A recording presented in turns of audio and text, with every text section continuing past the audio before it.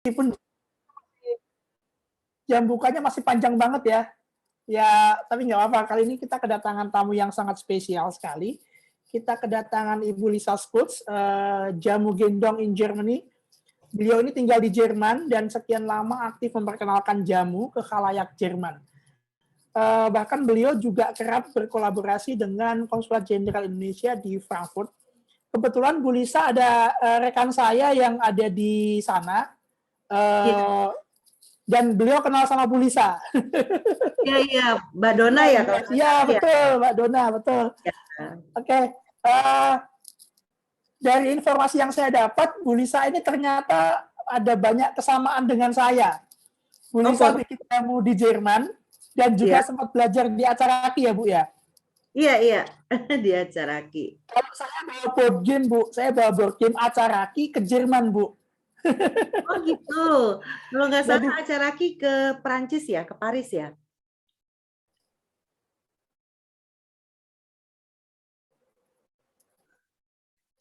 Saya bikin 2016 saya sering tiap tahun ke Essen, Bu. Oh, dalam rangka apa nih, Mas Erwin? Pameran game. Oh, malah pameran saya game designer, Bu. Iya. Oh, oke. Iya, saya game designer, kebetulan juga game designer. Nanti kita bisa jumpa kalau lagi main ke Jerman. Iya. Kalau saya main ke Solo. Solo. Tahun ini saya bisa, ya semoga tahun ini saya bisa ke Jerman lagi, Bu. Amin. Sejak pandemi sudah 2 tahun saya nggak mampir ke sana.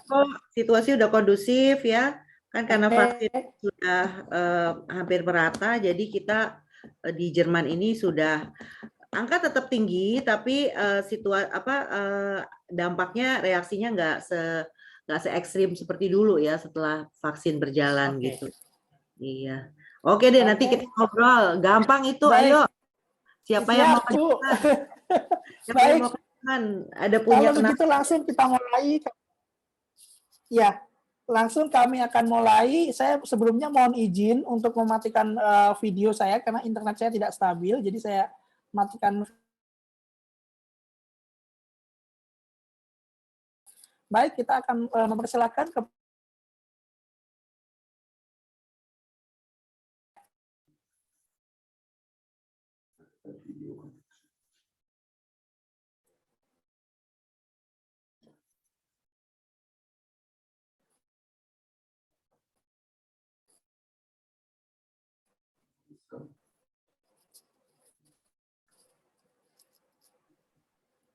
apa sudah bisa dimulai ya?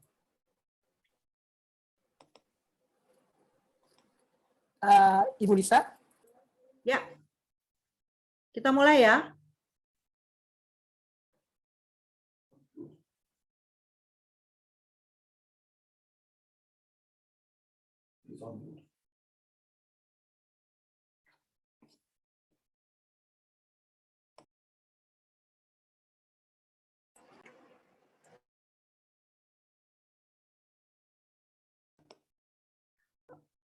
Saya tunggu aba-aba aja ya, kalau misalnya udah bisa kita mulai biar nanti bisa ngobrol lebih lama mungkin ya.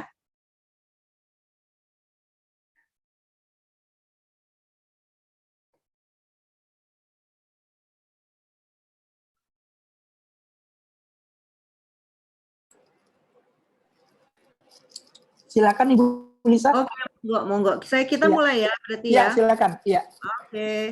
Oke, selamat pagi teman-teman setanah air ya di Indonesia. Saya sangat berterima kasih atas kesempatan yang diberikan oleh Jamupedia khususnya untuk bisa sama-sama kita share jamu dan perkembangannya di Jerman. Nanti akan ada presentasi singkat dari saya supaya mungkin kita bisa sama-sama punya bayangan gimana sih kalau mau menduniakan jamu dan membawa jamu sebagai brand Indonesia ke dunia internasional. Secara resmi saya buka. Assalamualaikum warahmatullahi wabarakatuh.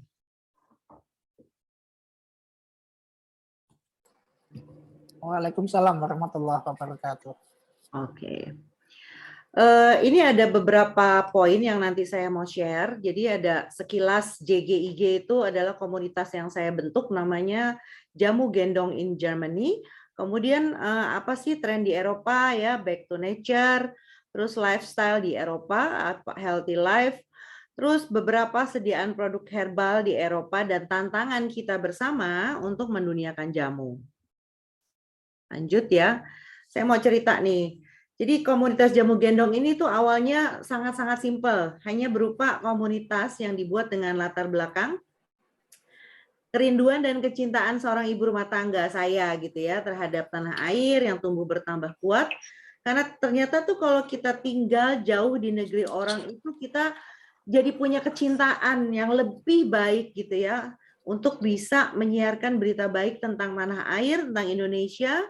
Dan yang ingin saya spesifik share itu adalah salah satu warisan bangsa yang mempunyai banyak manfaat untuk kesehatan, yaitu jamu.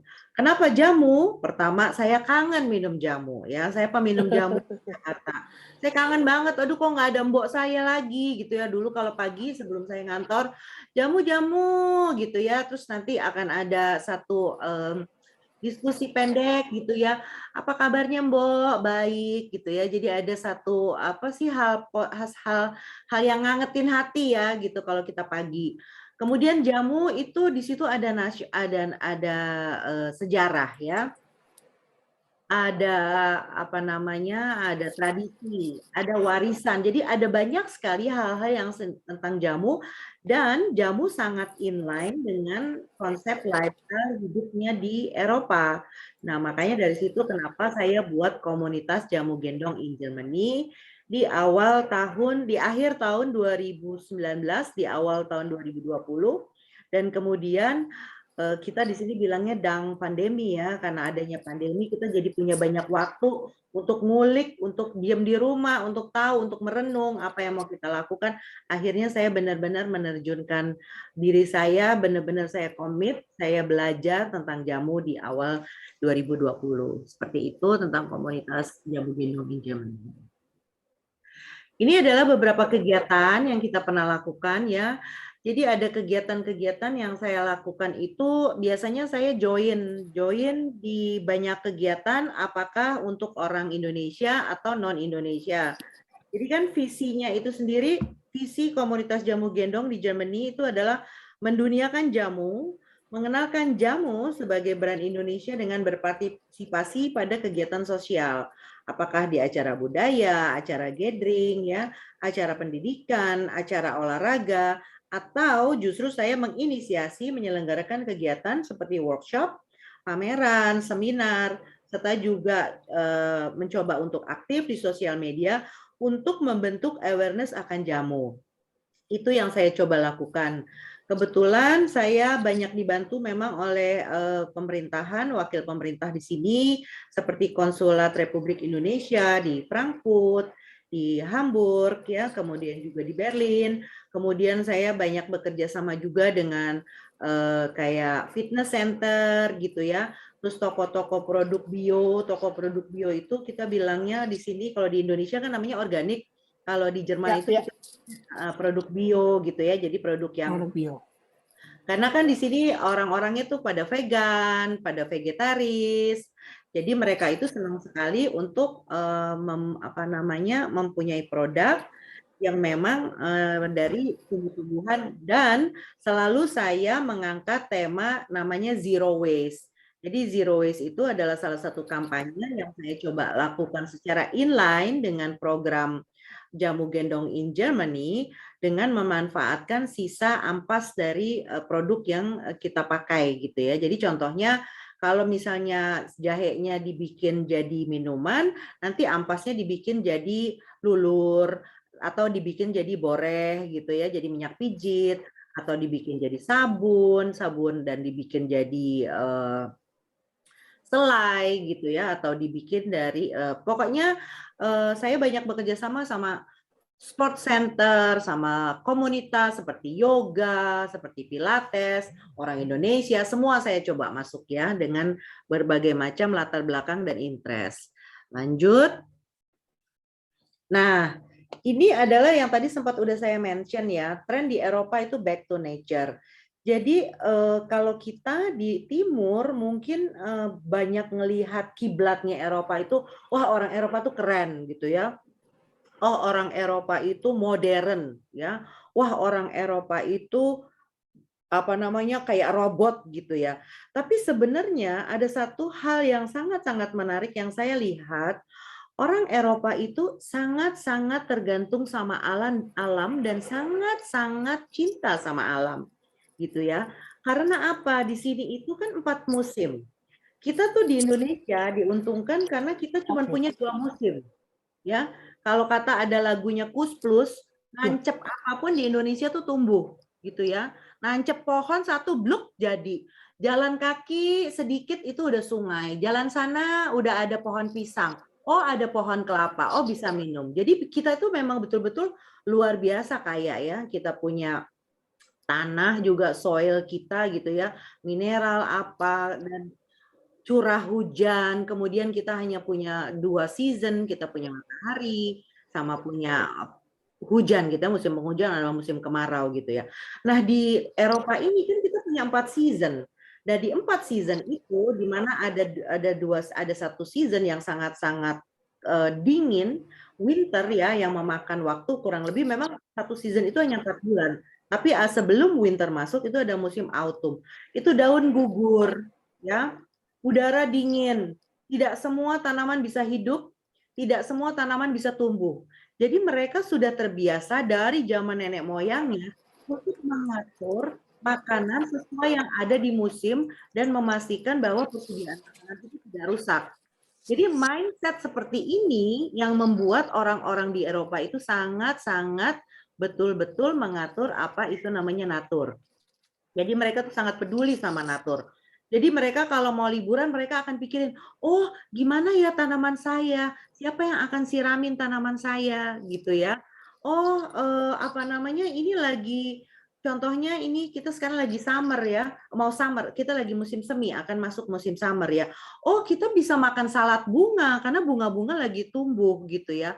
Oh nanti winter, oh winter itu kartoffel, kartoffel itu kentang. Jadi ya terus mereka juga punya konsep itu semuanya itu harus dipelihara karena mereka peduli sama the next generation.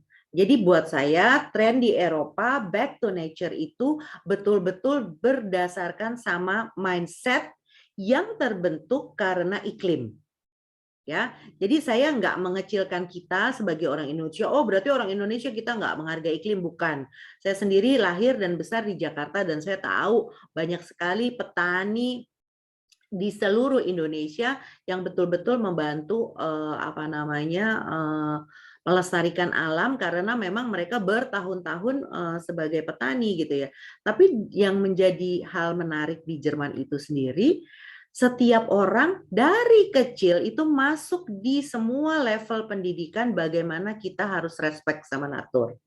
Jadi dari semua level pendidikan seperti TK gitu ya, dari TK itu di sini nggak belajar, jadi nggak ada ngitung, nggak ada nulis, nggak ada membaca, mereka benar-benar hanya main. Tapi mereka sudah belajar misalnya kelas bikin madu, bagaimana pentingnya sebuah apa namanya kesinambungan atau sustainability dari sebuah komuni lebah gitu ya. Jadi mereka sudah tahu. Jadi hal-hal seperti itu dari kecil sedini mungkin sudah diajarin. Kalau lagi jalan nggak boleh metik bunga sembarangan karena itu nanti waste atau terbuang. Itu semua ada gitu. Nah makanya menyeluruh merata. Jadi tidak hanya orang-orang yang tinggal di pegunungan atau di pedesaan, tapi orang di perkotaan juga karena itu masuk di level pendidikan. Seperti itu yang saya bisa share ya. Kalau dilihat ada gambar ini ada boots ya. Boots itu contohnya ada bunga-bunga. Nah, mereka itu bisa tanam bunga di sepatu seperti itu ya untuk boots yang nggak kepake dan jadi kado buat orang gitu ya. Jadi kalau misalnya mau ngasih kado gitu ya, mungkin kalau kita pikirnya, ini kok ngasih kado sepatu bot gitu ada bunganya, tapi itu sebuah bentuk apresiasi. Jadi kalau kita ada acara perayaan, ulang tahun atau hari-hari besar baik perayaan nasional atau perayaan keagamaan, itu terbiasa untuk memberikan tanaman. Nah, di gambar yang kedua itu saya lihat saya share yang namanya season calendar ya. Saya tahu di Departemen Kesehatan, dari Departemen Kesehatan itu sudah ada gerakan yang mengencourage atau mengajak para keluarga untuk punya yang namanya tanaman obat. Nah, kalau di Jerman itu sudah dilakukan tanaman obat beratus-ratus tahun sebelumnya, dan mereka bilangnya itu balkon garden. Jadi garden itu artinya kebun ya, bukannya garden seperti Indonesia, tapi garden. Jadi balkon garden itu adalah tanaman obat yang memang mereka taruh di rumahnya, dan itu biasanya ditaruh di balkon karena nggak semua orang Jerman itu punya rumah. Karena biaya properti di sini tinggi sekali, jadi rata-rata kita banyak tinggal di di apartemen gitu ya. Nah, di apartemen karena lahannya kecil, otomatis jadinya taruhnya di balkon. Dan ada lagi namanya kalender season atau season kalender. Jadi makan berdasarkan musim. Oh, lagi musim semi ya kita makan makanan yang ada di musim semi. Oh, lagi musim panas, makan makanan yang di musim panas. Kemudian begitu juga sampai di musim gugur sampai musim semi. Sampai musim dingin atau winter yang kita kenal. Saya lanjut.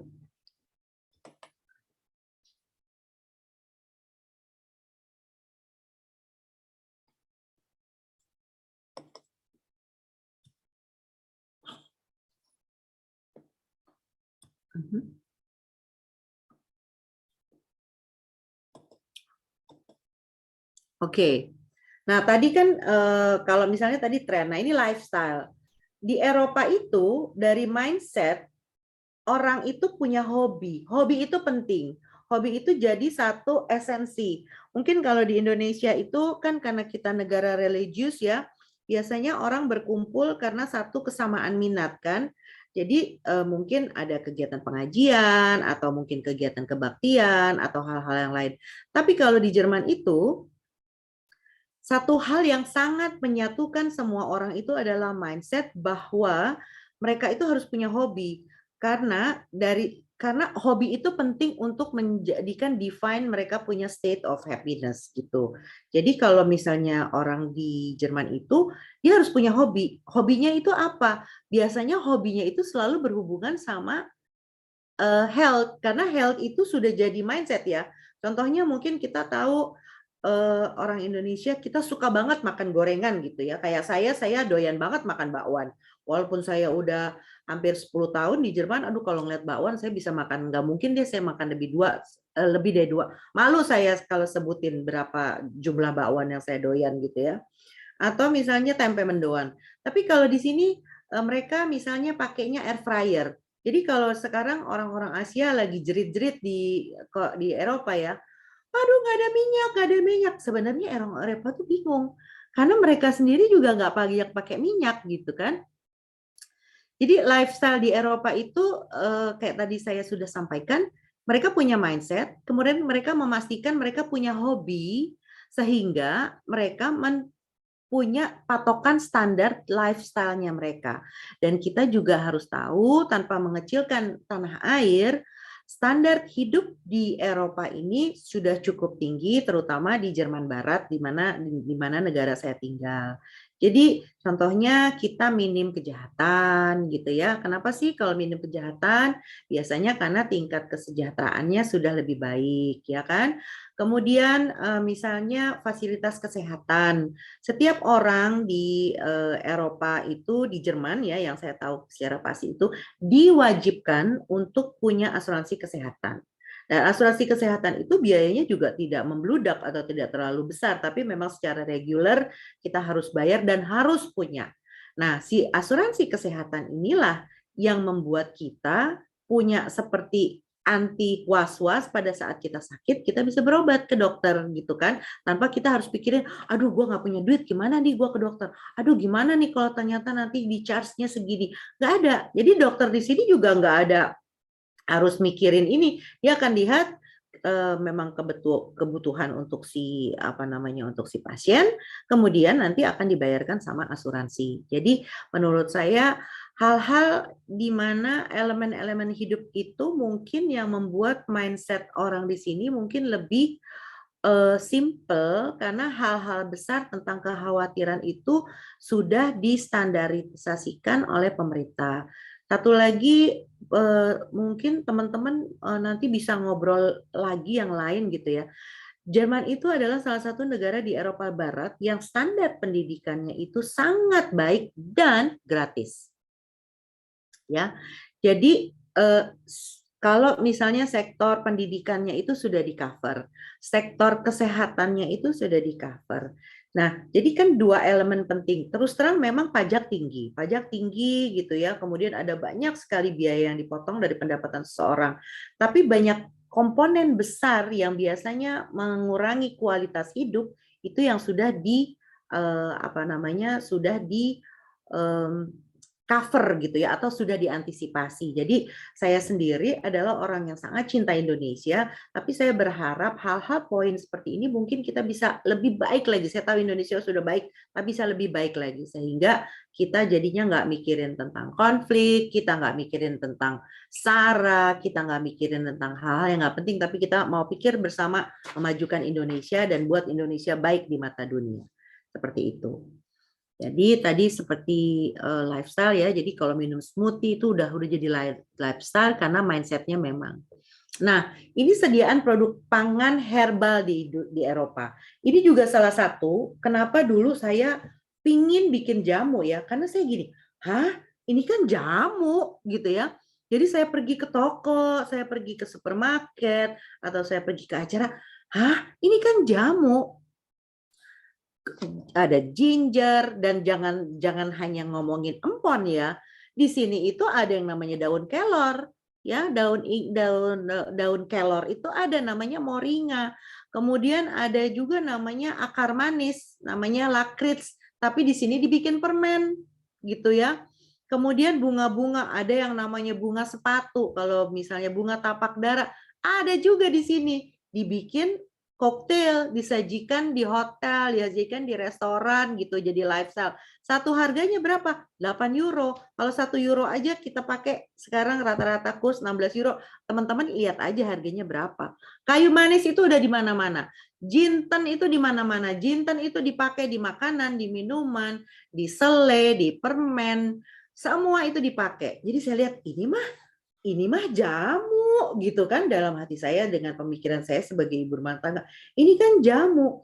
Kemudian ada fakta menarik yang saya lihat ternyata kumin atau bahan aktif yang ada di kunyit itu dipatenin sama Jerman gitu ya.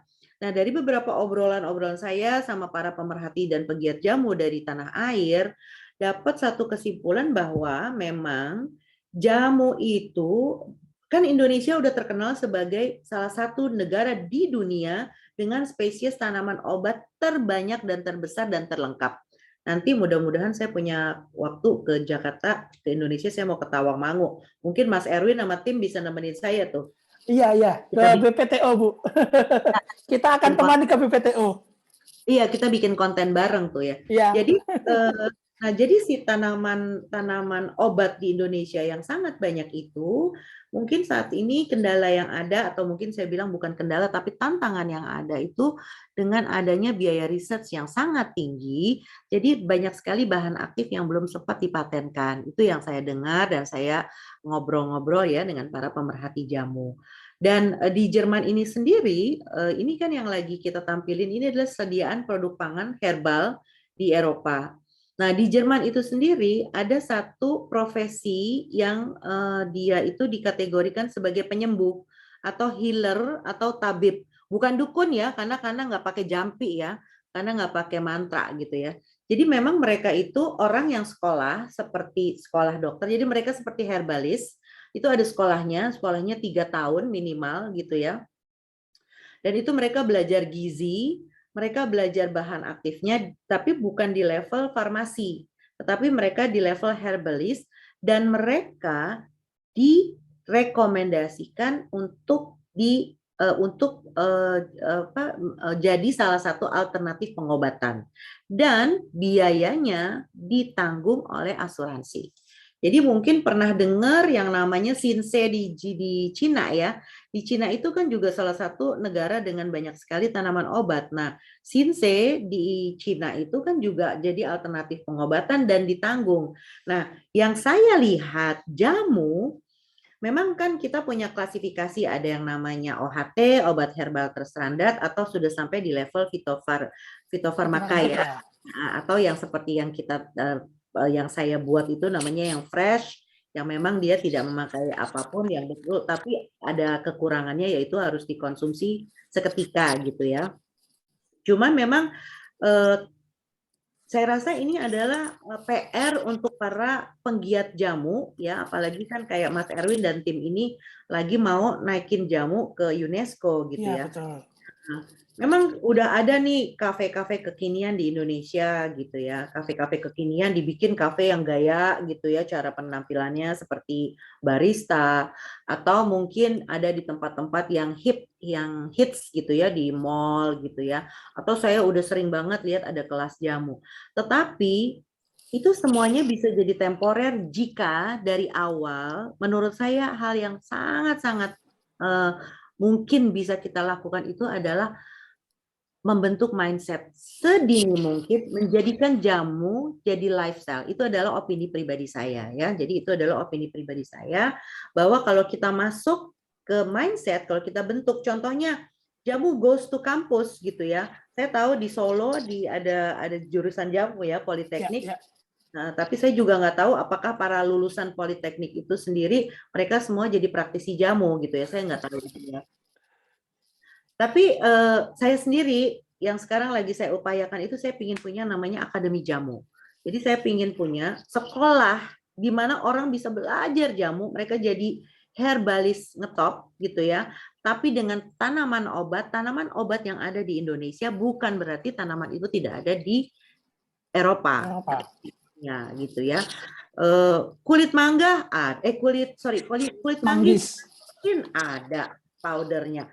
Tongkat ali ada, manjakani ada. Ya, cuman memang kalau di Eropa itu kita nggak belinya dalam bentuk apa namanya fresh. Kita belinya dalam bentuk bubuk gitu ya. Tapi kalau memang kualitasnya bio gitu ya, nah itu kita bisa beli. Jadi buat saya sediaan produk pangan herbal di Indonesia di Eropa ini dia menjadikan apa namanya konsumsi produk herbal sehat ini di keseharian. Jadi minum teh pagi-pagi, jadi masuk di masakan, dijadiin selek, dijadiin tempat buat nongkrong dan lain-lain. Nah, nanti mungkin kita bisa ngobrol lebih lanjut di bagian tantangan. Saya lanjut. Kalau ada yang mau tanya, nanti kita ada ngobrol-ngobrol. Ya. Oke. Ada Bu. Nanti mungkin setelah Bu Lisa menyampaikan semua, baru kemudian saya akan buka open discussion buat teman-teman. Siap. Ini cuma sedikit kok, cuma 2 slide lagi. Nah, kalau ditanya tantangan itu cuma satu, kualitas. Ya, jadi saya tahu negara itu sudah banyak sekali berusaha untuk membuka peluang pasar rempah Indonesia. Bahkan ada satu gerakan yang namanya Indonesia Spice Up the World gitu ya, yang memang diinisiasi oleh oleh pemerintah kita gitu ya. Nah, yang jadi tantangan yang saya dengar, saya punya banyak sekali kenalan yang memang mereka adalah para eksportir ya, para eksportir, mereka membina gitu ya para UKM di Indonesia atau para petani di Indonesia, mungkin bukan petaninya langsung, tetapi betul-betul pengelola dan pemiliknya gitu ya, untuk bisa masukin spice Indonesia atau herbal dan rempah Indonesia ke pasar Eropa. Tapi kualitas yang selalu jadi kendala atau jadi tantangan. Karena ada standarisasi EU yang sangat tinggi. Contohnya ada satu cerita yang sangat menarik. Ini saya dapat ceritanya benar-benar dari teman saya. Beliau itu memang bekerja di perusahaan eksportir yang dimiliki oleh orang Jerman, dan dia membina dan mengelola para petani di Indonesia dari berbagai macam provinsi di Indonesia gitu ya. Jadi masukin cengkeh, masukin lada. Jadi bagaimana begitu banyaknya paperwork yang harus disiapkan. Oh itu sih birokrasi, oke kita bisa lakukan. Tetapi jangan salah, pada saat si produk itu mau masuk, itu kan harus ikut standar EU dan ada cek lab. Ditemukanlah bahan kimia, katanya, di produk yang jumlahnya tontonan itu.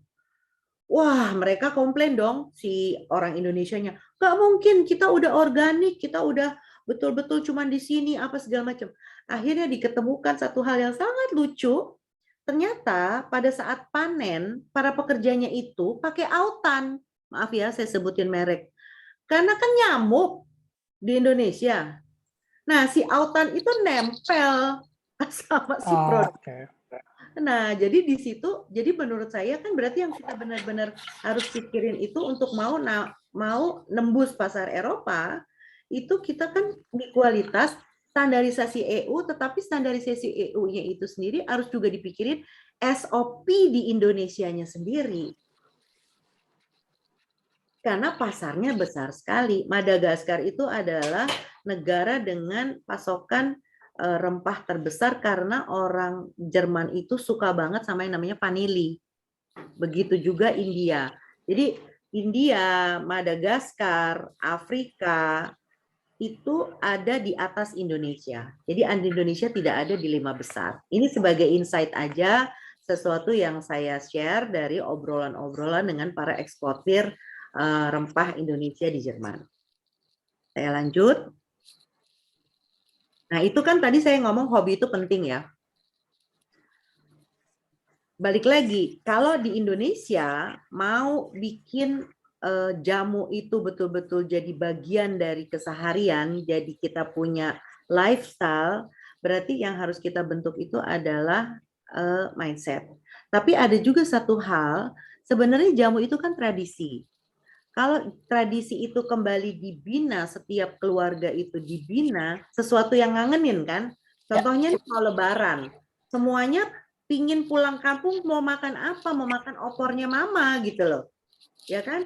Mau di Jakarta kayak saya dulu tuh ya, aduh kalau lebaran banyak orang teman-teman Betawi gitu ya, makanan-makanan yang khusus hanya muncul kalau lebaran. Begitu juga dengan agama yang lain yang makanan-makanan yang khusus. Jadi kalau jamu itu jadi tradisi, menurut saya salah satu hal yang mungkin kita bisa bantu lestarikan jamu sambil kita para pegiat jamu di luar tetap menduniakan jamu dengan caranya kita. Kenapa saya masuk lewat pendidikan? Kenapa saya masuk ke keluarga? Karena itu inline dengan visi saya bagaimana saya mau membentuk mindset bagaimana pentingnya jamu, manfaatnya jamu, kebaikannya jamu terhadap kesehatan. Nah, itu dari saya. Saya sendiri hanya ibu rumah tangga nih, 47 tahun ya, tapi saya percaya kalau kamu melakukan sesuatu yang baik, hal baik akan datang kepada kamu. Obrusel 25 April 2022. Terima kasih.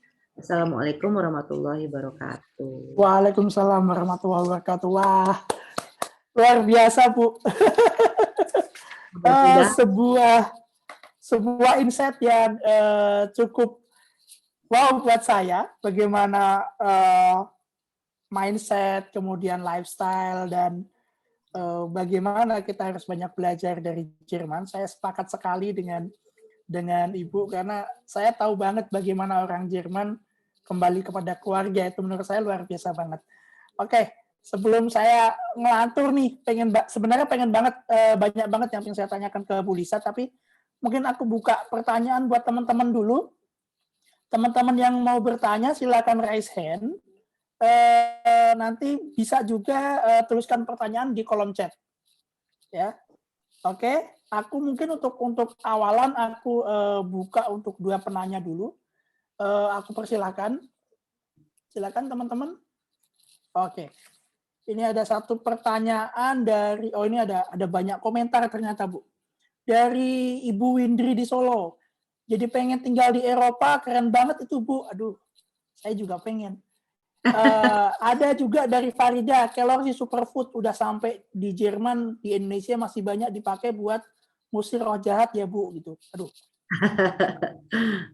Kemudian ini ada pertanyaan, jamu di Jerman sudah berada di ranah lifestyle.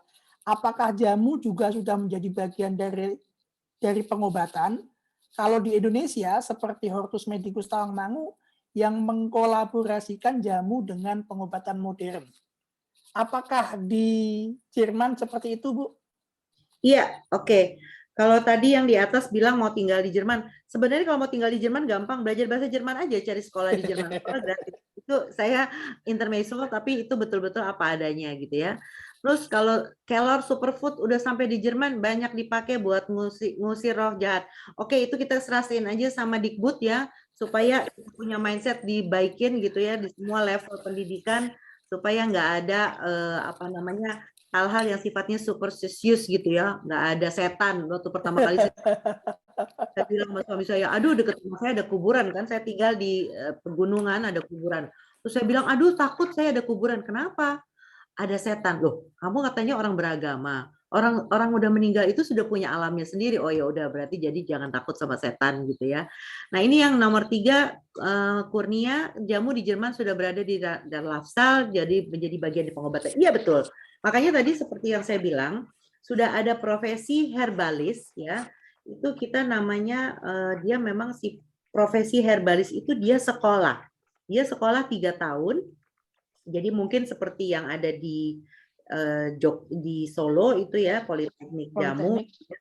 Dia sekolah 3 tahun dan dia betul-betul belajar semua tanaman obat yang memang bisa bekerja bukan sebagai apa namanya, bukan sebagai produk kudapan ya, tapi produk yang bekerja untuk pengobatan.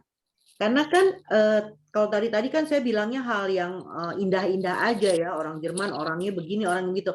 Orang Jerman itu orang yang sangat stres. Level stresnya tuh tinggi. Karena mereka tuh nuntut banget yang namanya perfeksionis gitu ya. Dan mereka tuh orang yang sangat-sangat strict banget sama penggunaan atau efisiensi waktu. Makanya kalau di sini minum jamu itu nggak kayak kita kunyitnya diparut, diperes, ditaruhin. Kalau mereka semuanya di powder, ditaruh di smoothie, ditaruh di permen, ditaruh di tablet gitu ya. Oh.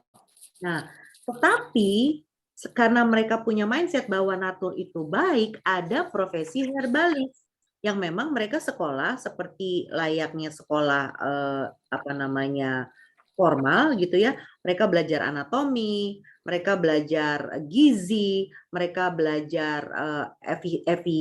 efikasi atau efikasi itu apa sih, manfaat dari sebuah produk gitu ya. Jadi hal-hal seperti itu inline. Jadi kalau misalnya dokter di sini ya, kalau kita sakit itu sangat sangat sangat sangat nggak mungkin kita dikasih antibiotik kecuali kita memang ada infeksi yang terjadi atau inflamasi. Rata-rata dokter hanya akan ngomong 2 hal. Saya kena corona di awal Januari, ya. Waduh, badan saya gemerungsung nggak karu-karuan padahal saya udah booster 3 kali. Abang saya di Jakarta dapat obat segini. Ya. Saya sama dokter ya, bilangnya gini, tidur yang cukup, minum paracetamol kalau kamu panas, minum jahe. Dokter loh, minum jahe gitu. Jadi kalau tadi dibilang tinjauan nutrisi, produk itu pengaruh kesehatan kita. Oh ini apa nih? Oh sorry deh, kayaknya beda pertanyaannya. Maaf saya ngelantur nih. Beda pertanyaan ya. Ya di Beda Kurnia pertanyaan tadi Mbak ya. Jadi Merpati. kalau dibilang udah apakah jadi summary-nya adalah apakah produk herbal sudah berkolaborasi dengan pengobatan modern? Sudah, itu saya berani jawab sudah. Karena kayak dokter saya aja dia nggak nganjurin saya minum obat, dia nganjurin saya tidur sama minum jahe. Dan hanya minum paracetamol kalau saya suhunya di atas 38. Oke, kita lanjut ke yang selanjutnya ya Mas Erwin ya. Ya, ya. Yang Mbak ini, Ibu atau Bapak Beta ini. Ya, selanjutnya Ibu, menarik sekali Bu informasi yang Ibu sampaikan. Kami juga konsen melihatkan tentang manfaat bahan alam yang melimpah di Indonesia melalui pengapmas, salah satunya untuk pengolahan pangan fungsional. Terkait dengan pengolahan, bagaimana pendapat Ibu tentang pengolahan minuman fungsional yang menambah gula dengan takaran yang banyak untuk menjadi produk seperti yang banyak kita lihat? Bagaimana tinjauan nutrisi dan pengaruh bagi kesehatan kita? Beberapa juga ada yang ditambahkan soda dan lain-lain. Iya, iya. Di Indonesia kan sekarang saya lihat lagi pada tren ya minuman kaleng dengan rasa jamu ya. Di Jerman itu sendiri itu memang minum soda itu namanya kita bilang Sprudelwasser ya atau sparkling water. Jadi sparkling water itu sebenarnya air ya, sparkling water ya yang ditambahkan O2 untuk menambahkan rasa atau geschmack buat lebih enak gitu ya. Tapi itu sebenarnya tambahan O2 itu kan adalah oksigen.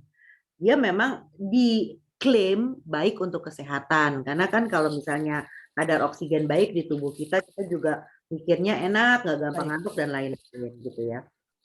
Nah, kalau buat saya pribadi, kita ngomongin jamu atau kita ngomongin produk pangan dengan bahan jamu, itu dua hal yang berbeda gitu loh.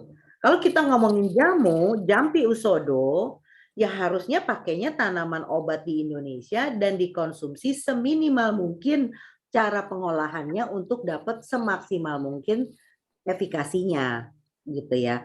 Tetapi kalau kita mau ngomongin produk pangan yang baik untuk kesehatan dengan memakai bahan jamu, itu luas sekali. Kita punya minyak, kita punya body lotion, kita punya produk kecantikan, kita punya produk kesehatan, kita punya produk lifestyle. Gitu. Jadi itu mungkin kalau sudah di ranah itu adalah para marketer yang harus bisa mapping untuk bisa masukin kemana gitu ya. Tapi kalau buat saya, Betul. yang kita harus yang harus kita kembangin itu potensi yang ada. Bagaimana tanaman obat di Indonesia yang tidak semuanya ada di pasar Eropa itu ada, dan orang Indonesia bikin sudah langsung dalam bentuk produk gitu. Karena kan smoothie di sini itu pakai powder. Powder itu powdernya jamu ya. Sementara yang bikin orang Jerman loh. Kayak misalnya, saya maaf nih ya, saya harus sebut nama, misalnya Kiranti. Itu mereka juga udah klaim bahwa memang penggunaan kunyit pada saat seseorang wanita sedang mengalami siklus menstruasi memang memerlukan apa yang ada. Atau mereka dealing sama yang namanya insomnia ya, mereka insomnia. Karena mereka tuh kalau mikir kan perfeksionis. Oh, kalau saya tuh kan kalau misalnya ada hal-hal yang nggak bisa saya jawab, saya pasrah.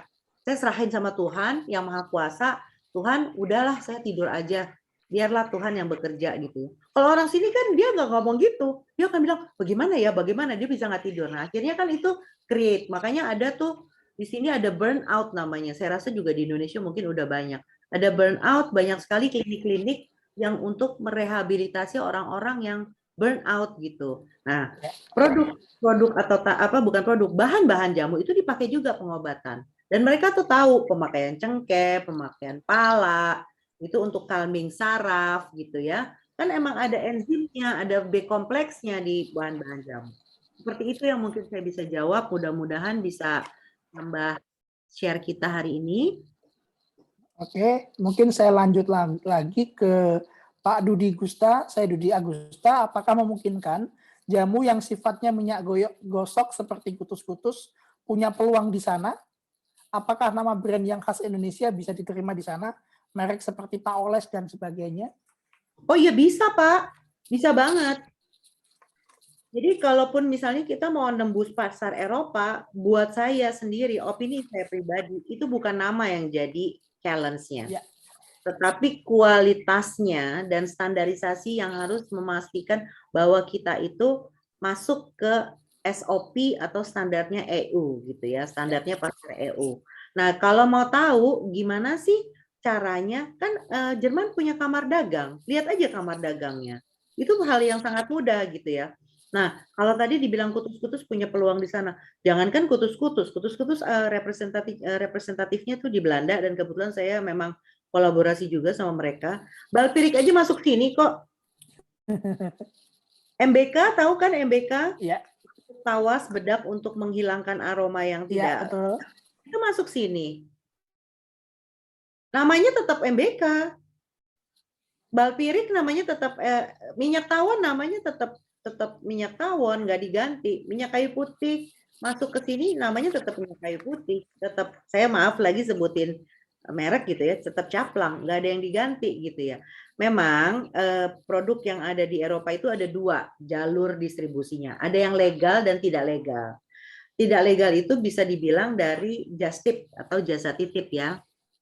Jadi kan kita orang tinggal di luar ini kan pastinya kangen dong sama produk Indonesia.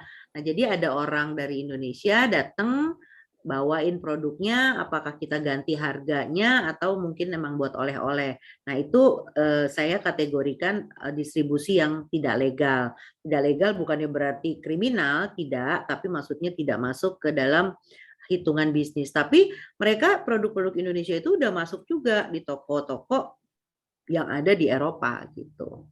Jadi kalau Pak Dudi bilang brand khas Indonesia di sana, Pak Oles masuk, Balpirik aja udah ada kok.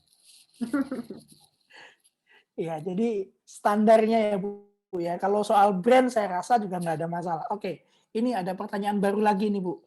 Bu, untuk komunitas jamu gendong di Jerman, anggotanya apakah WNI yang di Jerman ataukah juga orang Jerman juga Bu? Aktivitasnya apa saja? Oke, campur. Jadi anggotanya itu Campur. campur, ya campur ada orang Indonesia, ada orang campuran Indonesia. Jadi misalnya mereka orang tuanya Indonesia, salah satunya non Indonesia atau warga negara lain. Jadi ada orang Jermannya, ada orang Italinya, ada orang Afrikanya, dan saya juga bekerja sama komunitas negara-negara lain gitu ya. Jadi misalnya dengan negara yang saya udah jalanin gitu ya, dengan Eropa yang lain seperti Belanda. Nanti nih saya juga mau ke Denmark, mau ke Austria. Tapi kan di Jerman sendiri ya, itu salah satu negara dengan multikultur paling banyak ya, karena kan banyak sekali orang-orang dari bangsa-bangsa lain, dari Eropa Timur, Eropa Barat, di Asia, itu semua campur. Nah, jadi yang saya coba lakukan, saya masuk ke satu komunitas lain atau wadah lain di mana yang isinya memang multikultural members juga, dengan dan benang merahnya itu selalu adalah mindset yang sama atau interest atau ketertarikan yang sama akan kesehatan. Jadi misalnya klub yoga, klub pilates gitu ya, klub jalan kaki. Di sini tuh ada satu klub namanya klub Wanden Kreuter. Wanden Kreuter itu kita jalan-jalan ke hutan. Jadi contohnya nih, saya misalnya mau udah musim semi, saya jalan-jalan ke hutan, nanti saya cari daun belukar gitu yang saya bisa pakai untuk bikin jamu atau saya bikin salad gitu ya, atau cari jamur. Nah, itu harus dipandu, ada pemandunya. Kan yang saya tahu juga empon-empon itu kan sebenarnya tumbuhnya di hutan ya, Mas Erwin ya. Ya, betul Bu. Memang dia basic life aslinya memang di hutan. Ya, mereka juga dulu para pendahulu kita, para nenek moyang kita itu mereka ke hutan nemu temu item, nemu ini, nemu itu gitu. Nah, di sini juga gitu. Jadi kita ke hutan, kita cari gitu ya. Nah, dari situlah makanya membernya mix. Oke. Oke, karena belum ada pertanyaan lagi, mungkin saya Bu yang akan bertanya nih Bu. Monggo, ayo. Ya, jamu itu kan pahit ya. Nah, Ya. sementara ini persepsi saya sering ngajak teman-teman dari Eropa itu makan durian. Buat mereka durian itu tuh sesuatu yang tidak menyenangkan gitu.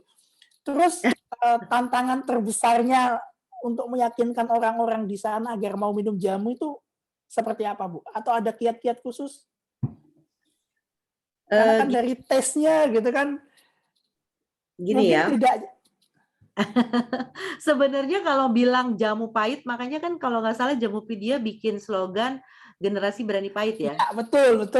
Nah, itu saya pernah pakai ya, tapi saya cantumkan narasumbernya waktu saya ngajak para PPI atau para student di sini untuk jamu testing. Kan kalau jamu testing itu kan di sini kan wine testing biasanya, tapi sama saya wine testing itu saya ganti testing, dan slogannya Mas Jamupedia saya pakai generasi berani pahit. Jadi gini, sebenarnya Animo Pahit itu kan adanya di Indonesia karena aplikasinya kan dulu contohnya dicekokin gitu ya. Kan kalau orang Indonesia kan dulu minum jamu dicekokin, nggak doyan makan dikasih lempuyang dicekokin, cara itu juga ya cekok gitu ya, dicekok gitu ya. Dipaksa gitu ya. Nah, jadi mungkin banyak hal yang menimbulkan trauma sehingga ada terbentuk animo jamu itu pahit, jamu itu nggak enak, jamu itu serem dan lain-lain. Atau mungkin hal-hal yang sifatnya mistis gitu ya. Jadi ada kepercayaan kayak jamu itu buat ngusir daun kelor, atau ada beberapa juga guyonan gitu ya. Oh, jamu itu lebih banyak buat pasutri gitu ya. Kan kita tahu teman-teman kita yang di Madura itu memang punya kelebihan untuk memproduksi produk-produk jamu yang konotasinya direlevansikan sama pasutri. Sebenarnya Ya, enggak. betul. Gitu. Sebenarnya enggak, atau mungkin kalau di Aceh itu ada namanya binari, itu juga kayaknya oh sari rapet gitu, itu tidak. Jadi sebenarnya kan semua itu kalau kita mau bikin satu payung, semuanya itu kan health, kesehatan. Nah, di Jerman apapun yang sifatnya sehat, mereka udah nggak lihat lagi tuh sayap kanan Oke. kiri gitu loh. Ya. Jadi Mindsetnya ya Bu ya, mindsetnya dia udah kebentuk begitu mindsetnya, ya jadi Bu. balik lagi ke mindset. Jadi kalau mereka tuh apapun yang baik, mereka minum gitu. Ya, tetapi ya memang kalau tadi apa namanya analogi yang lainnya itu durian, itu nggak bisa saya masukin Mas Erwin, karena kan dengan variabel tanaman yang ada atau rempah-rempah yang ada di Jerman dan mereka grow up dan pakai itu di dapurnya mereka, itu nggak bisa sama di Indonesia yang kita udah terbiasa nyium terasi gitu ya. Ya, Suami ya. saya lagi goreng terasi, dia langsung kabur. Saya langsung goreng ikan asin, dia langsung kabur. Karena kan mereka punya lifestyle makanannya nggak ada yang bau-bau kayak gitu. Jadi mereka sangat-sangat rentan atau sensitif sama aroma gitu loh. Oke. Kita yang biasa minum macam-macam. Gitu. Jadi kalau dibilangin pahit pasti bisa diterima. Ingat loh, orang Jerman minum bir. Bir Oh itu ya. pahit. Makanya suami saya minum jamu itu kalau saya lagi meramu jamu, saya bikin jamu-jamu saya suruh suami saya. Pahit nggak saya tanya? Oh enggak, bagus kok, nggak apa-apa. Kalau bagus cuma dia diminum aja. Oke deh, mudah-mudahan bisa menjawab ya. Lanjut lagi. Ya, ini belum ada pertanyaan ini Bu. Jadi mungkin saya sedikit nambahin mungkin ya soal daun kelor gitu. Erwin. Kemarin saya habis baca satu terjemahan dari Kitab Lontara Pabura Bu dari Makassar. Jadi Wow. ternyata mereka juga menggunakan kelor sebagai untuk memperlancar ASI. Jadi sebenarnya kelor itu sudah secara etnobotanis sudah tidak hanya di Jawa tapi di mana-mana juga di seluruh Indonesia saya rasa dipakai juga gitu. Oke. Nah, nanti mungkin kita bisa kontak-kontak, saya perlu banyak literasi. Dan terus terang ya, jamu dia itu salah satu sekolah saya loh. Saya tuh belajar jamu, saya belajar sama para guru-guru jamu di Indonesia. Sama saya mau nunjukin nih, saya punya banyak buku tentang jamu ya. Iya. Ini jamu-jamu di buku-buku saya ya. Nih, kita kan ngobrolnya santai ya, ngabuburit ya. Ini salah satu saya punya literasi banget. Ini orang yang pernah tinggal di Indonesia, dia memang wartawan. Oke, Susan Bryers. Ya, dia dedikasikan buku ini setelah 5 tahun dia research ya. Ini apa namanya literasi banget buat saya. Nah, ini orang Jerman, jadi bukunya Jerman yang bikin juga dokter. Oke. Ya. Kemudian saya punya beberapa kenalan. Jamur terapi. Ya, ini dokter yang bikin ya. Jadi apa namanya orang Jerman itu dokter dan saya punya banyak sekali kenalan yang memakai jamu sebagai bahan research untuk mereka punya bahan tesis buat PhD atau doktor ya. Nah, ini Indonesia punya Kitab Tanaman Obat Nusantara ya. Oke. Ya, ini buku-buku resep dari Mbak Nova Dewi, pegiat jamu ya.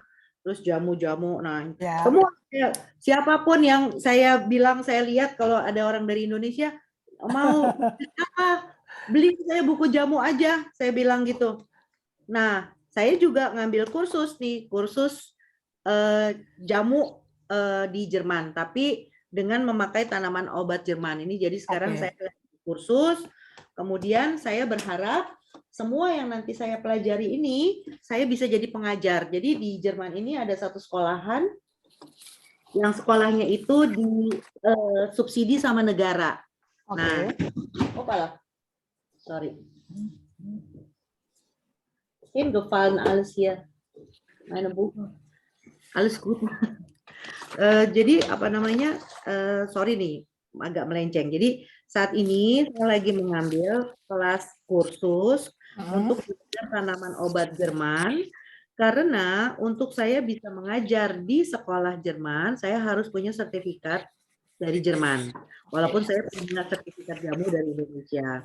Nah, harapan saya nanti jamu bisa masuk jadi kurikulum di program-program kelas sosial di sekolah-sekolah negara gitu. Seperti kalau kita dengar kimchi, tahu ya, Ya, itu ya. udah banyak sekali kimchi yang dijual, atau mereka jual kari gitu ya, Mm-mm. atau bukan jual, mengajarkan cara pembuatan kari, kimchi, sushi gitu. Saya pikir, wah ini saya harus masukin, harus saya tembusin ini kelas jamu di sekolah Jerman. Oke, siap support Bu. Apa Amin. yang bisa Jamupedia bantu, kita siap bantu. Iya, kasih saya literasi yang banyak ya, kasih saya literasi yang banyak biar Siap.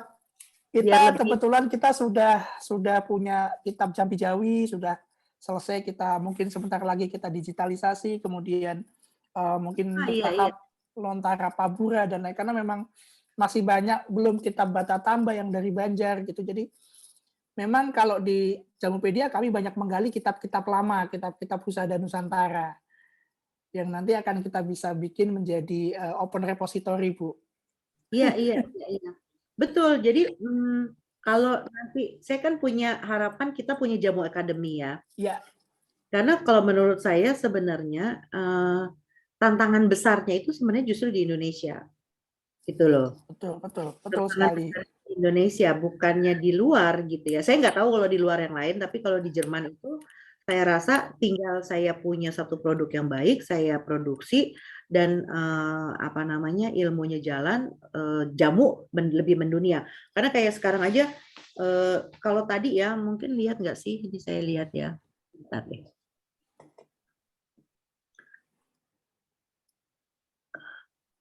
Itu ya, kalau dilihat ada Ya, satu itu namanya udah jamu loh, dan banyak banget ya. Misalnya mereka praktisi-praktisi kesehatan, mereka traveling ke Indonesia, mereka tahu jamu, terus mereka bikin. Tapi yang ada hal yang menarik ya, kalau misalnya mungkin ada di sini yang lagi ngobrol bareng-bareng sama kita hari ini, bikin deh jamu Indonesia yang spesifik. Ini saya kasih tips ya, saya kasih bocoran ya. Orang Jerman itu nggak bikin jamu kita loh, mereka nggak pakai tamarin loh. Asamnya mereka nggak pakai tamarin. Padahal tamarin itu betul-betul salah satu pengikat untuk bikin vitamin C-nya nggak keluar pada saat kita betul. bikin asam, gitu kan? Mereka Ya, nggak ya. pakai, mereka pakai lemon, gitu loh. Oke. Nah, jadi kalau mau bikin jamu, ayo deh bikin jamu yang otentik dan nggak Oke. usah khawatir untuk bikin, oh mikirin selera pasar ya. Kalau masuk selera pasar kan pasti nanti kan ada dari level R&D. advertising ya, kita ada R&D, kita harus sampling, lihat gini gitu segala macam. Tapi bikin deh produk Indonesia yang spesifik ya. Bikin lulur gitu ya. Bikin minyak gitu ya, minyak kutus-kutus juga udah mulai ada di sini kok, udah mendunia gitu ya. Nah, itu dari saya sih. Ya, ya. Oke, sebelum saya ngelantur juga, Bu. Ini ada pertanyaan lagi dari Kurnia lagi nih. Ada nggak sih, Bu, situs di Jerman yang membahas tentang lifestyle sehat orang-orang Eropa? Mungkin secara spesifik membahas tentang jamu atau herbal. Oh ya ada, Kemudian ada nanti. tambahan lagi, mungkin bisa berlanjut, Bu. Ibu Lisa, saya penasaran nih Bu, jamu gendong di Jerman ini apakah jenis jamu yang dikenal juga sama seperti jamu gendong di Indonesia? Seperti kunyit asam, beras kencur, uyup-uyup, dan lain-lain?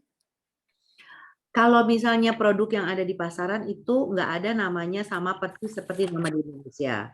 Tetapi dari saya, karena saya berkegiatannya di budaya, saya mengenalkan seperti apa adanya. Jadi saya misalnya bikin program workshop produk beauty jamu. Nah, di beauty jamu itu nanti saya masukin tuh, contohnya kan kita ada kunci suruh ya. Kunci suruh itu kan bagus banget buat wanita gitu. Saya akan bilang namanya kunci Iya, suruh. ya, kunci suruh. Kunci suruh. Dan temu kunci itu ada ya secara fresh di Jerman ya.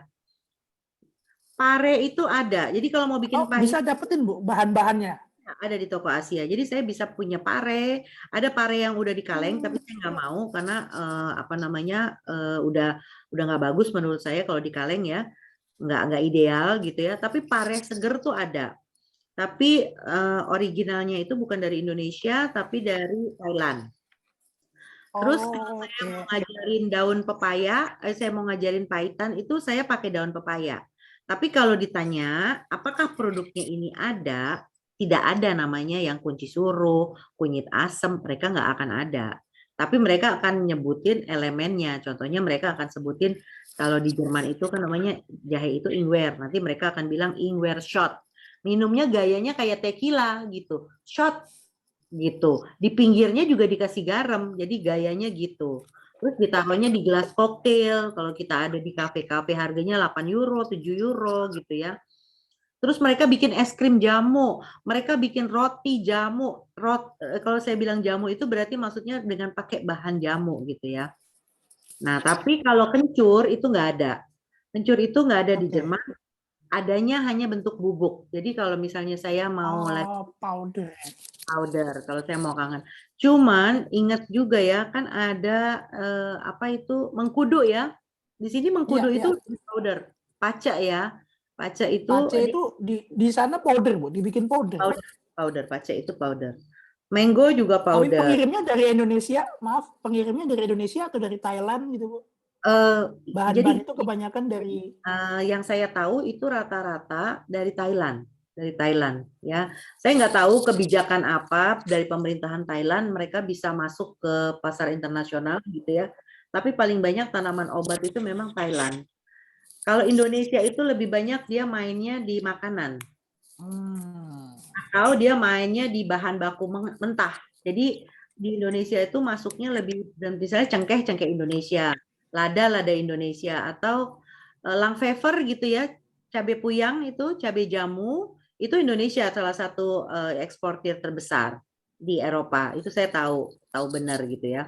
Nah, tapi kan jadinya nanti aplikasinya atau konsumsinya nggak hanya melulu di kesehatan, tapi bisa di apa namanya kecantikan atau di F&B gastronomi gitu.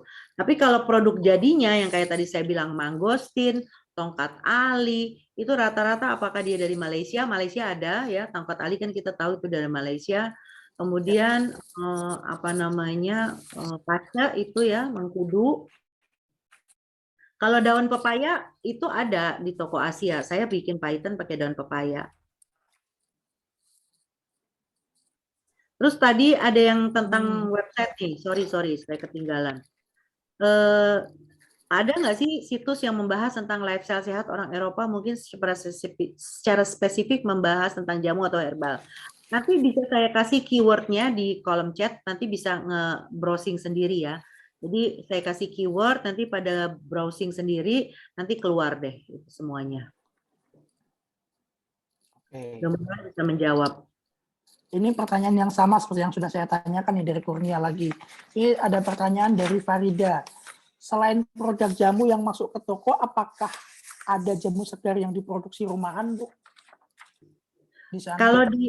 Kalau di Jerman ini ya Mbak Farida, kita tuh nggak boleh menjual produk tanpa ada izin usaha gitu. Nah, kalau di Indonesia kan memang kita ada juga sistem rumahan, industri, ya mungkin kita bikinin buat temen, tapi nanti temen bayarin kita, atau yang memang di level UKM.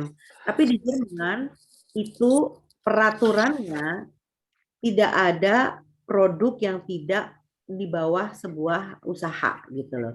Nah, kalau ditanya produk jamunya segar, ada. Mereka ada yang segar, ada, tapi mereka pasti di bawah label suatu company tertentu gitu.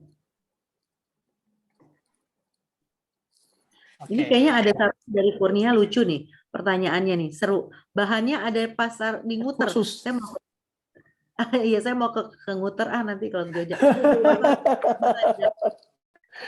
Nah, ini pasti Mas senang deh dengernya. Ada Mas. Jadi ada. Jadi ya ada. Jadi di Jerman itu kan kita punya mindset itu berbagi ya. Jadi kalau kita punya sama juga kayak di Indonesia ada apa-apa minta bawang sama tetangga gitu kan. Tapi kalau orang Jerman itu kita ada website karena mereka kan sibuk ya dan mereka sangat-sangat ngatur waktu.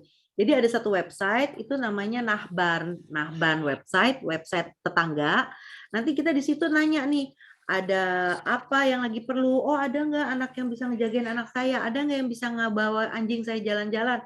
Atau nggak, oh saya punya saudara dari luar negeri mau belajar bahasa Jerman, ada nggak yang bisa bantu? Dan itu semuanya gratis. Nah, di dalamnya situ itu biasanya juga ada kegiatan-kegiatan yang kita nanti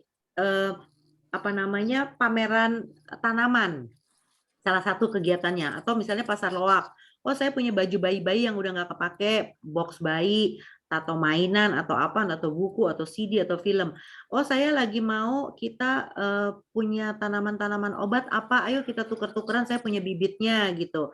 Nah, ada juga kegiatan-kegiatan yang berhubungan dengan tanaman obat itu yang dilokalisir dan diorganisir sama Pemda setempat atau kota setempat atau dengan level kelurahan misalnya. Nah itu nanti kita lihat tuh, ada Kreuter itu bukan rempah ya, kan ada rempah, ada satu lagi bahan segernya. Jadi misalnya daun pandan, tapi kan mereka nggak punya daun pandan kan, mereka punya rosemary, timian gitu ya. Nah itu ada. Jadi tapi kalau datang ke pasar seperti ini jangan ngarep ketemu ireng, jangan ngarep ketemu kayu legi gitu. Yang lihatnya tanaman obat Indonesia, tanaman obat Jerman. Jerman. Mudah-mudahan bisa menjawab. Oke. Ini mungkin pertanyaan dari saya, Bu. Kebetulan kan jamu sedang proses didaftarkan sebagai warisan budaya tak benda di UNESCO, Intangible Cultural Heritage. Nah, apakah ini bisa membantu, menurut Ibu, apakah ini bisa membantu branding jamu di Eropa nanti?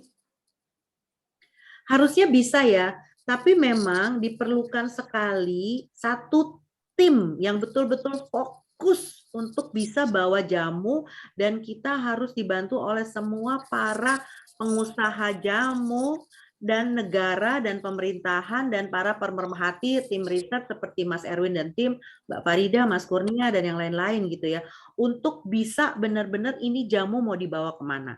Contohnya ada satu festival yang sangat-sangat ditunggu-tunggu sama orang Jerman, itu festival Thailand. Karena kebetulan dekat rumah saya ya. Itu saya tuh festival Thailand. Festival Thailand. Nanti bisa saya kasih kirim linknya. Itu setiap tahun ada karena dia kebetulan di dekat kota saya, di kota Bad Homburg. Jadi ya, ini kan orang ngomongin jamu nih, wah udah banyak banget website jamu, udah banyak banget produk jamu yang keren banget disajikan, udah banyak kelas jamu. Nah ini sekarang mau membawa jamu ke dunia. Bagaimana caranya? Nah itu kan betul-betul diperlukan tim yang solid, yang kuat, apalagi kalau nanti dilegalisasi atau dilabelkan dengan sebagai warisan bangsa gitu loh.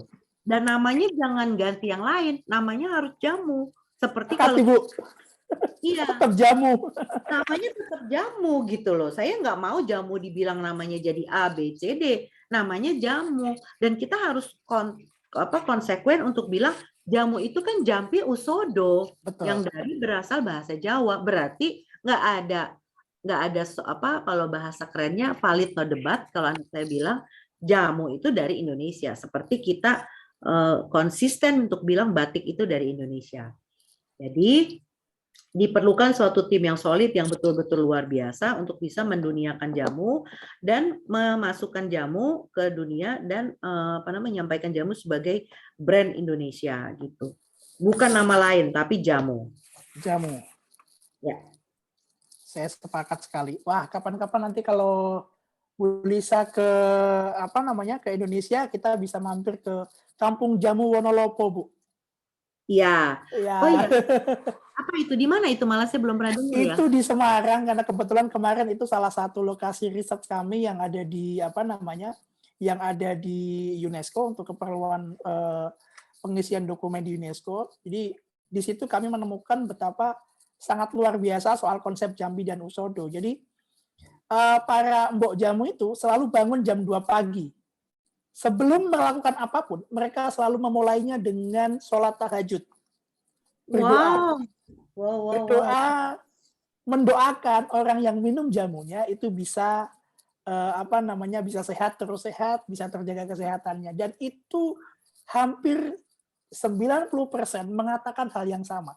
Bahasa mereka bangun laporan dengan yang bikin dunia dan bikin semesta. Iya, Konsep itu. karena hidup itu kan emang apa yang kita tanam itu yang kita tabur, apa yang kita tabur itu yang kita tuai ya, karma apapun itu semuanya. Itu saya percaya banget. Nah, itu yang membuat saya tuh tertarik banget. Cuman gara-gara aduh saya kangen minum jamu, terus saya ngeklik, oh kok ternyata keren banget nih ceritanya jamu ini gitu kan. Nah, di situ kan ada jampi dan usodo. Jadi Yes. mantra kebaikan untuk siapapun yang nerima. Lah zaman dulu kan nggak ada obat, Mas. Ya mungkin dulu Pati Gajah Mada yang minum jamu. Kan kalau ada mitos-mitos yang dibilang, ya kalau minum jamu laki-lakinya pada kuat. Ya zaman dulu kan kerja nggak pakai mesin. Betul nggak? Semua Ya, kerja betul. Nah, minum jamu kan dia penambah kebugaran kayak tonik gitu kan. Akhirnya jadi kuat, dibilanglah jadi obat kuat. Obat kuat. Tidak melulu untuk arahnya yang ke hubungan Pak Sutri gitu. Ini saya mau share sesuatu ya. Oke, silakan Ibu. Ini saya taruh. Wah. Ini tanaman binahong saya. Wah. Luar biasa. Ya, saya punya pohon binahong. Ada juga pohon-pohon yang lain yang kecil ya. Saya coba tanam ya. Jadi binahong ini namanya Medera. Medera. Ya, jadi si binahong ini udah dipakai sama orang Jerman. Bahkan mereka kalau digigit serangga aja pakai binahong. Saya jadi ingat soal apa namanya. Saya kan kalau ke Jerman selalu nginepnya di Bochum ya, Bu. Oh, Bochum gitu. Ya, dan selalu di Airbnb di rumah yang sama. Jadi udah kayak seperti ibu kos lah. Iya. Dan setiap saya datang selalu saya bawa beras kencur, Bu. Dan dia seneng banget. Iya, selalu beras kencur. Saya selalu bawa powder, menyelundupkan powder. Nah, lucunya gini ya, pada saat saya ke Indonesia, maksudnya saya ke komunitas Indonesia nih, ini pengalaman saya mau share ya, karena kan juga teman-teman belum ada yang nanya lagi ya. Jadi pada saat saya lagi share sama komunitas Indonesia, ngingetin sama kita punya warisan bangsa dan etc. Mereka suka bilang gini, nggak mau minum jamu, nanti jadi gemuk. Itu sebenarnya lucu loh. Itu sebenarnya menurut saya hal yang mungkin kita perlu luruskan. Tahu nggak? Appetite yang baik itu adalah indikasi kesehatan yang baik. Jadi kalau kita punya nafsu makan, itu berarti sebenarnya kita sehat. Tapi kalau kita makannya banyak, itu kan berarti pikirannya emang rakus gitu ya. Jadi nggak bisa itu salah kaprah gitu ya menurut saya. Oh, bikin jamu beras kencur ya? Nggak mau nanti aku jadinya doyan makan. Itu salah menurut saya. Padahal appetite yang bagus itu indikasi state of health yang baik gitu loh. Nah kalau situ jadi gemuk karena situ makannya banyak gitu loh. Dan itu kan sebenarnya bisa bisa dikontrol dari pikiran. Ya orang sehat pasti punya nafsu makan pasti ya Bu ya. Iya. Justru kalau kita nggak punya nafsu makan itu sakit. Jadi sebenarnya appetite itu atau nafsu makan itu indikasi kesehatan yang baik. Itu yang pertama. Yang kedua, tadi kan Mas sempat ngomong tentang desa yang di Semarang itu ya. Yang semua orang-orangnya itu sholat untuk minta tahajud, untuk minta sama Yang Maha Kuasa diberikan amanah. Karena kan mereka tuh kan megang amanah kan, nyembuhin orang gitu ya, dengan jampi dan doa dan lain-lain gitu ya. Nah, tahu kan ritual-ritual Ayurveda? Atau mungkin ritual-ritual minum teh di Jepang. Nah, itu mereka selalu mungkin bukannya agama yang jadi kolerasinya, tapi bagaimana hubungan mereka dengan pencipta, gitu loh. Ya. Nah, saya pernah juga bicara di satu event di mana para pesertanya itu semuanya travel agent, orang Jerman, orang yang multikultur gitu ya, tapi pasar internasional, maksudnya orang internasional gitu, bukannya orang Indonesia aja. Jadi kita lagi berusaha mengupayakan untuk bisa jadiin Indonesia sebagai travel destination, jamu sebagai travel destination. Itu yang salah satu yang saya lagi upayakan. Jadi kalau orang datang ke Indonesia itu mau belajar jamu, dia belajar tanaman obat. Nanti mungkin kita bisa kerjasama sama Desa Muter, sama Tawangmangu gitu ya, kan yang saya tahu kan selama ini kalau ke Bali ada hotel-hotel yang bikin workshop jamu. Tapi Tapi karena lucunya buku-buku yang saya baca itu mereka datang ke Indonesia dan tahu tentang Indonesia, tentang jamu, bukannya dari program yang formal, mereka memang tumbuh sendiri gitu. Jadi hal-hal Oke. seperti itu catetin tuh Mas Erwin, mungkin ketemu sama dengan para petinggi jamu. Saya akan sampaikan Bu. Ini semua sudah saya note. Ya, oke. Oke. Iya, ini wisata wellness. Kalau di Indonesia sekarang lagi tren wellness tourism, Bu. Ya, wellness tourism Tapi benar. sayangnya jamu cukup terpinggirkan karena banyak sekali justru yang ini adalah yoga, ayurveda dan lain-lain yang cukup membuat kami prihatin sebenarnya. Iya, tapi kan kalau Ayurveda itu kan dari India ya. Nah, Iya, kalau iya. Ayurveda dia memang udah jadi bagian dari lifestyle ya, kalau yang Betul, saya betul, betul. begitu juga ritual-ritual minum teh yang ada di negara-negara Asia Selatan ya. Jadi kayak misalnya Cina atau Jepang atau Korea. Begitu juga dengan ginseng ya. Jadi memang benar-benar dimasukkan banget keseharian mereka. Itu sih kayaknya PR-PR untuk para pegiat jamu di Betul. Indonesia. Ini saya Sudut pandang. Maaf Bu, ini ada satu lagi. Ini mungkin pertanyaan terakhir untuk hari ini karena sudah mau buka mendekati. puasa ya? Kalau di Belum, Jerman belum Bu, lama. belum. Belum ya? Oh jam Iya, 2 ini. belum. Iya, Oke, ini oke. mas sekarang di Indonesia masih jam 3:30 sore. Ini ada pertanyaan terakhir mungkin dari Mas Tio Raga. Bu Lisa boleh bertanya apakah di Jerman ada lembaga riset terkait tanaman obat seperti di Indonesia ada B2P2 TOT dari Kemenkes yang fokus meneliti dan mengembangkan jamu. Oke. Kalau di Jerman itu segala sesuatu yang berhubungan dengan kesehatan itu satu benderanya Departemen Kesehatan. Namanya itu Gesundheitsamt ya, bahasa Jerman tuh Gesundheitsamt, Am itu departemen. Nah, nanti mereka kan ada bagian-bagiannya. Nah, tapi kalau tadi di awal saya udah sempat share bahwa pengobatan herbal diakui secara resmi di Jerman dan bahkan diganti dari segi asuransi kalau mereka mau berobat. Oh, oke. Gitu ya. Nah, Jadi jadi semuanya payungnya satu yaitu Departemen Kesehatan karena seperti kita di Indonesia punya Badan ya, POM Badan POM. itu kita punyanya POM atau kalau di Amerika namanya FDO ya kalau nggak salah ya. FDA apa FDO ya? FDA Bu. FDA. Ya. Nah, di Jerman juga ada dan itu dikeluarkan oleh Departemen Kesehatan Jerman. Tetapi yang saya lakukan saat ini saya ada di kegiatan kultur. Gitu loh. Kenapa? Karena kalaupun saya misalnya bikin jamu dan jamu itu dicicipin untuk ditesting bersama, jamu yang saya pakai, bahan yang saya pakai adalah bahan yang dipakai untuk makanan. Dan komposisinya masih relatif aman untuk pemakaian dengan jangka waktu panjang gitu loh. Karena kan saya juga nggak pakai kunyit serat 10 kilo misalnya gitu ya. Nah, jadi yang saya lakukan saat ini saya ada di bagian kultur di mana memang saya di bagian kultur di mana saya dibantu oleh pemerintah Indonesia yang ada di sini perwakilan dan saya berkolaborasi dengan para organisasi masyarakat Jerman di Jerman. Oke. Ada hal menarik tadi Bu, mungkin sedikit setback ke belakang. Jadi di Jerman itu obat herbal bisa diklaim asuransi ya Bu? Ya, bisa diklaim. Oke.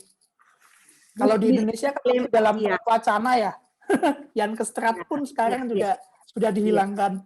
Ya, tapi gini ya, kalau misalnya diklaim asuransi itu harus dibuktikan, ada pembuktikan bahwa memang ada penyakitnya, gitu loh.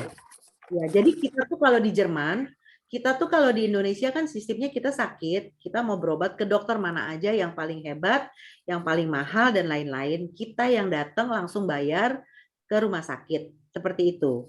Kalau di sini kita nggak bisa, kita harus datang dengan sistem bertahap. Kita pertama-tama datang dulu ke dokter, gitu ya. Kita ke dokter, itu dokternya dokter Allgemein. Jadi dia dokter umum, nanti dia yang akan memberikan kita rujukan. Nanti dari rujukan itu baru kita direkomendasiin. Nah, setelah itu misalnya ada waktu periode, oh saya kok masih nggak enak badan gitu, nanti dia rujukin lagi. Nah, biasanya kemudian akan dilakukan observasi di ronsen gitu ya. Nah, orang Jerman itu paling suka apa-apa itu direparasi. Jadi kalau misalnya di Jerman apa-apa itu semua kita direparasi. Oh ini sakit, oh ya udah dioperasi. Oh ini sakit, oh ini. Jadi mereka itu kan orang teknik ya, mungkin tahu kan Jerman salah Iya, satu iya, negara iya. dengan kualitas teknik tertinggi. Apapun direparasi, reparasi. Ini saya udah direparasi, lutut saya udah direparasi, gigi saya udah direparasi. Oh ini saya gini, oh ya udah dioperasi gitu loh. Tapi memang ada pengobatan herbal yang bisa yang bisa dibayar jika sudah terbukti ada penyakit tertentu gitu loh. Oke, Iya. Tapi baik. kan kalau gigi contohnya ya sama seperti di Indonesia. Kalau kita mau giginya putih ya nggak dibayar sama asuransi. Itu kan estetik ya. Kalau backgroundnya, reasonnya kesehatan diganti sama Sama asuransi. pemerintah asuransi. Ibu, Ya. maaf, saya boleh menambahkan pertanyaan lagi. Ini ada 2 pertanyaan lagi, Bu. Yuk, monggo, Meskipun monggo. waktunya sebenarnya sudah habis, tapi kalau Ibu berkenan, saya mungkin nambah pertanyaan lagi ini dari Iya, Farida lagi dan dari Windri. Yang iya, iya. pertama, kegiatan Bu Lisa ini keren banget loh. Apakah juga ada dukungan dari pemerintah Indonesia di Jerman? Atau Bu Lisa punya tim di Jerman juga kah? Yang kedua dari Windri, Bu, menurut pengalaman pribadi Ibu, bagaimanakah cara yang efektif untuk mengenalkan jamu di lingkup keluarga? Atau bagaimana cara menerapkan mindset itu di keluarga? Oke. Kalau yang pertama, saya nggak punya tim. Timnya saya sendiri sama suami. Karena kan saya punya banyak waktu, saya tuh ibu rumah tangga gitu ya.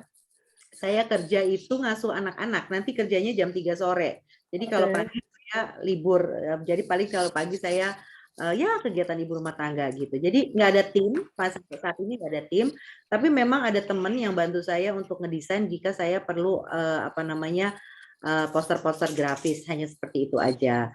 Selebihnya apa yang saya sampaikan itu saya lakukan riset sendiri karena kegiatan saya ini kan berurusan dengan para pemerintah, para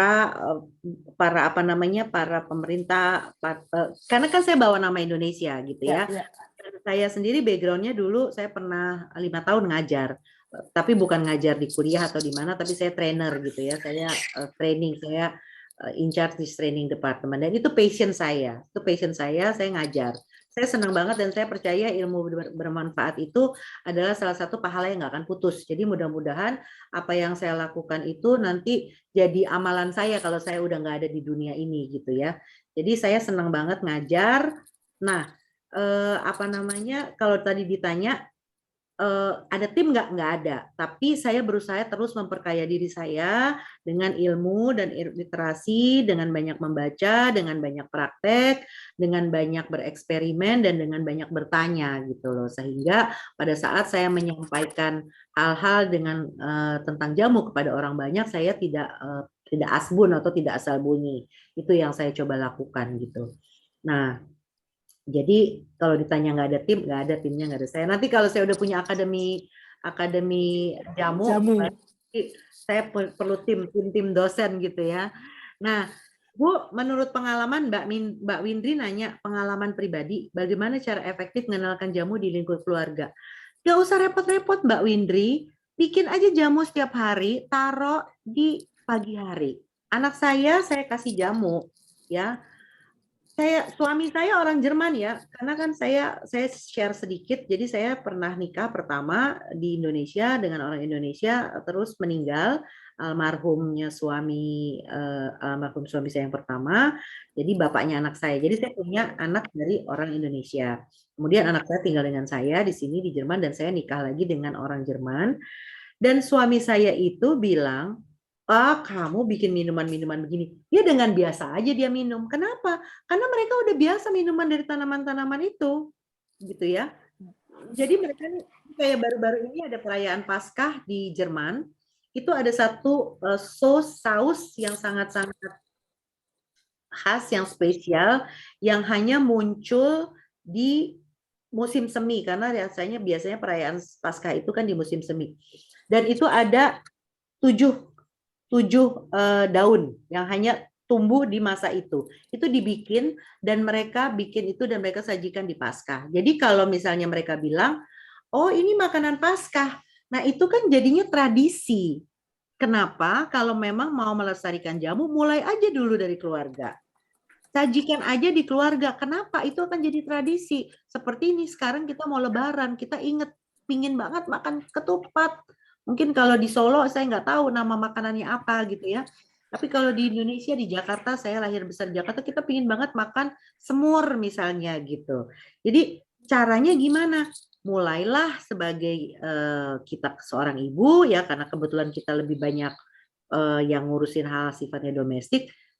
Jadikan jamu jadi tradisi. Karena kalau kita jadikan jamu sebagai tradisi, harusnya ini jadi habits, jadi kebiasaan yang bisa terus-menerus pass on. Gitu.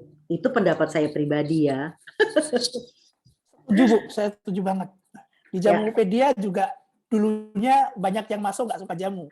Setelah setiap hari minum jamu, sekarang ya mau nggak mau minum jamu. Dan itu lama-lama jadi kebiasaan.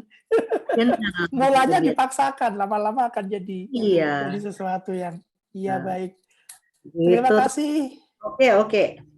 Terima kasih Ibu Lisa atas waktunya. Ini sebuah insight yang luar biasa buat bagaimana jamu ke depan akan dibawa kemana, dan pesan-pesan dari Ibu Lisa juga akan saya sampaikan kepada teman-teman di GP Jamu. Ya. Sekali lagi terima kasih atas waktu dari Ibu Lisa dan juga teman-teman Sobat Jamupedia. Terima kasih sudah mengikuti rangkaian ngabuburit bersama Jamupedia, dan hari ini adalah hari seri terakhir dari rangkaian ngabuburit Jamupedia bersama tamu yang luar biasa, Ibu Lisa Skuld, Jamu Gendong di Jerman. Saya Erwin Skripsiadi dan seluruh tim Jamupedia, ada Farida, ada Kurnia, menyampaikan terima kasih yang sebesar-besarnya kepada Ibu Lisa atas waktunya dan juga teman-teman yang sudah mengikuti event ini. Semoga apa yang kita lakukan hari ini bisa menambah wawasan kita dan bisa memberikan suntikan semangat kita untuk terus melestarikan jamu. Begitu. Betul. Terima kasih banyak Ibu Lisa dan teman-teman. Sorry, 1 menit nih. Ya, saya siap Bu, silakan. Bilang saya ada kirim beberapa keyword, misalnya mau nyari itu di kolom chat teman-teman. Dan saya juga terima kasih ada yang nonton, ada yang nanya gitu ya. Jadi tambah semangat melestarikan jamu di dunia, dan kita harus ingat itu semuanya PR bersama untuk mengenalkan jamu sebagai brand Indonesia ya. Tetap semangat. Tetap semangat. Salam sehat untuk tanah air ya. Sampai ketemu kita semua. Terima kasih.